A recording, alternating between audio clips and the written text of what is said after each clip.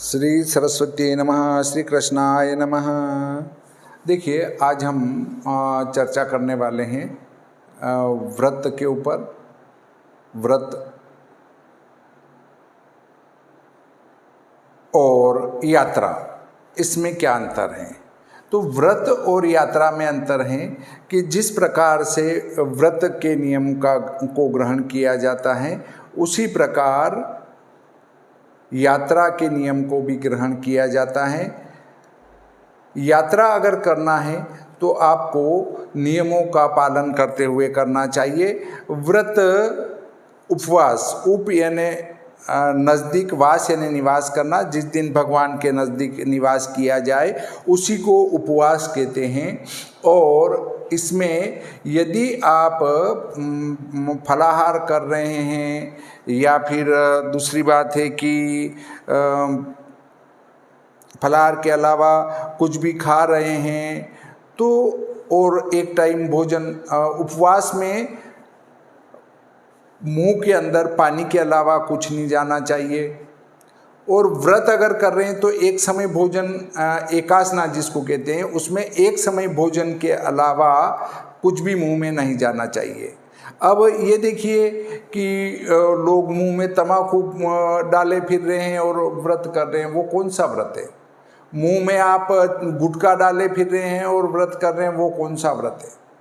व्रत में आपके मुंह में एक समय भोजन जाना चाहिए, उसके अलावा ये तम्बाकू, बीड़ी, सिगरेट, क्योंकि आप भगवान के नज़दीक वास कर रहे हैं और जब भगवान के नज़दीक बैठे हैं तो हम अगर बीड़ी का, तम्बाकू का नशा करेंगे तो वो आपको कैसे प्राप्त होंगे? बिल्कुल भी प्राप्त नहीं हो सकते हैं। इसलिए मुख की शुद्धि होना आवश्यक है। हम व्रत उपवास करने के बाद फल की कामना करते हैं और फिर देखते हैं कि फल तो प्राप्त हो ही नहीं रहा है।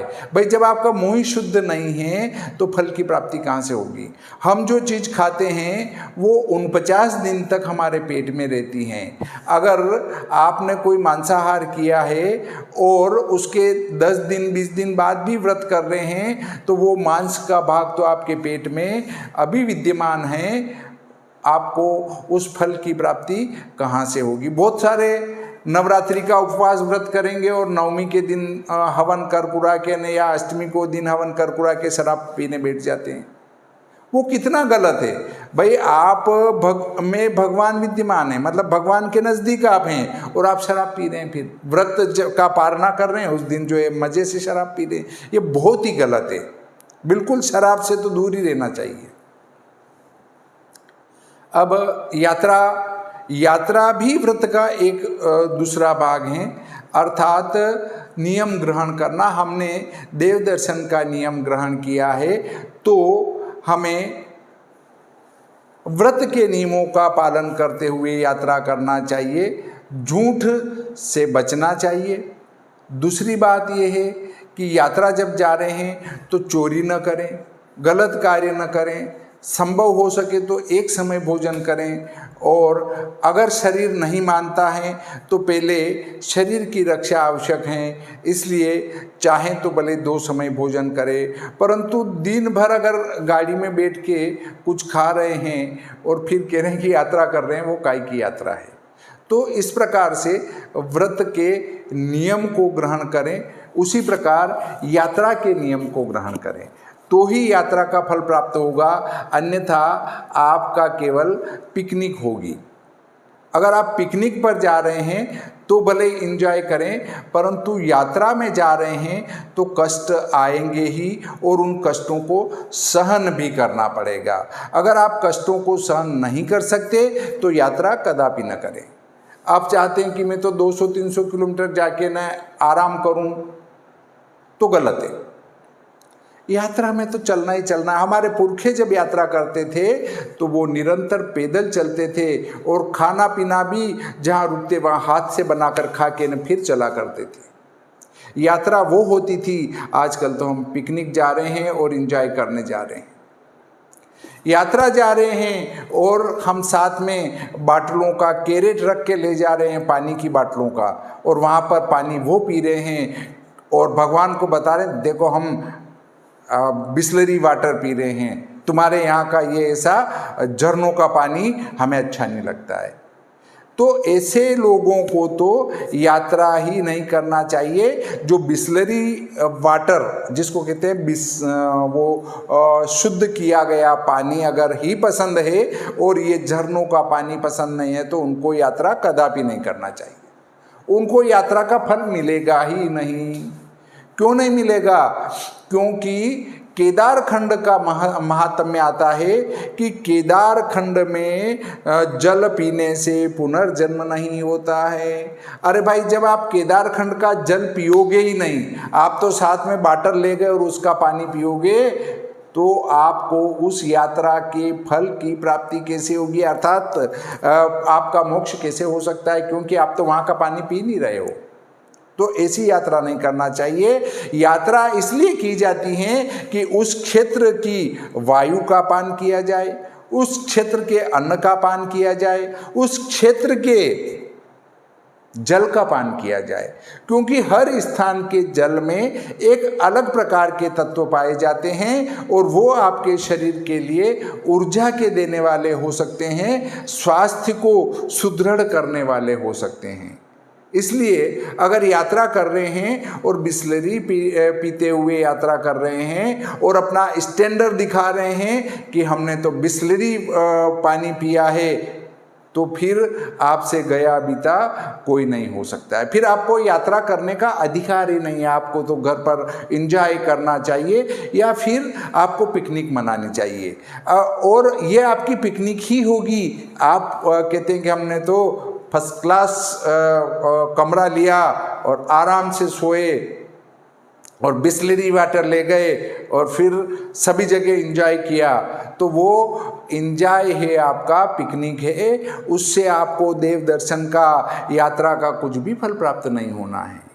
यात्रा का फल उसी को प्राप्त होगा जो कष्ट देखता है, पानी भी झरने का पीता है और सादगी में चलता है। आप तो चश्मे लगा रखे हैं, लिपस्टिक लगा रखी है और शो करके फोटो खींच रहे हैं, अर्थात वहाँ आप फोटो खींचने के लिए गए हैं। फोटो खींचे, अगर यात्रा गए फोटो खींचना चाहिए, वीडियो बनाना चाहिए, परंतु जैसे हैं वैसे बना लो ना। चश्मे लगा के टेढ़े होकर खींच रहे हैं, वो आप केवल आपकी सुंदरता दिखाने और क्या करने के लिए, पिकनिक मनाने के लिए यात्रा जा रहे हैं और उसके फल की प्राप्ति आपको कदापि नहीं होगी। इसलिए अगर यात्रा जाएं तो पानी वहीं का पिए, वायु का वहाँ का स्पर्श हो आपके शरीर से, और वहाँ आप आराम से किसी पत्थर पे भी बैठ सकें और पैदल भी चल सकें। अगर ऐसा कार्य कर रहे हैं, ऐसी यात्रा कर रहे हैं, तो उसके फल की प्राप्ति आपको होगी। अन्यथा आप अगर एंजॉय करते हुए यात्रा कर रहे हैं तो उसके फल की प्राप्ति आपको कदापि नहीं होगी। आप कह रहे हैं कि मैंने तो लोगों को गुमराह करके बीच में लाइन में लग गया और फटाक से यात्रा कर आया और दर्शन कर आया और कहा कि मैं तो यहीं लगा हुआ था। आप भगवान के दर्शन में भी छल कपट का सहारा ले रहे हैं, तो वो गलत है। अगर कोई आपसे पीछे लाइन में लगा हुआ है और वो ईमानदारी से लाइन में चल के आ रहा है, तो उसके साथ लाइन में लग जाना चाहिए, लास्ट वाले के वहाँ, तो आपका ईमानदारी का दर्शन होगा। अन्यथा लोगों से लड़ झगड़ कर अगर आप बीच में लग रहे हैं और आपको लगता है कि हम तो होशियार हैं, तो भगवान आपसे कभी खुश नहीं होंगे। भगवान उससे खुश होंगे जो सबसे पीछे लाइन में लगकर और ईमानदारी से दर्शन करने के लिए आ रहा है। इस प्रकार ध्यान रखें, यात्रा करें तो सादा भोजन किया जाए। अगर तम्बाकू खाते हुए, बीड़ी पीते हुए, शराब पीते हुए, गुटखा खाते हुए अगर आप यात्रा कर रहे हैं तो भगवान आपको कभी प्राप्त नहीं होंगे, क्योंकि मुंह से तो आपके दुर्गंधी निकल रही है और फिर आप कह रहे हैं कि मैं यात्रा कर रहा हूँ, उसके फल की प्राप्ति आपको नहीं होना है। मन की शुद्धि होना भी बहुत आवश्यक है। मन में तो ये भरा है कि इसको निपटा दूंगा, उसको निपटा दूंगा, उसका ये कर दूंगा, उसका वो कर दूंगा, तो वो भी यात्रा का फल आपको कदापि प्राप्त नहीं होगा। इस प्रकार आज का ये प्रकरण यहीं समाप्त करते हैं। श्री सरस्वती नमः। श्री कृष्णाय नमः।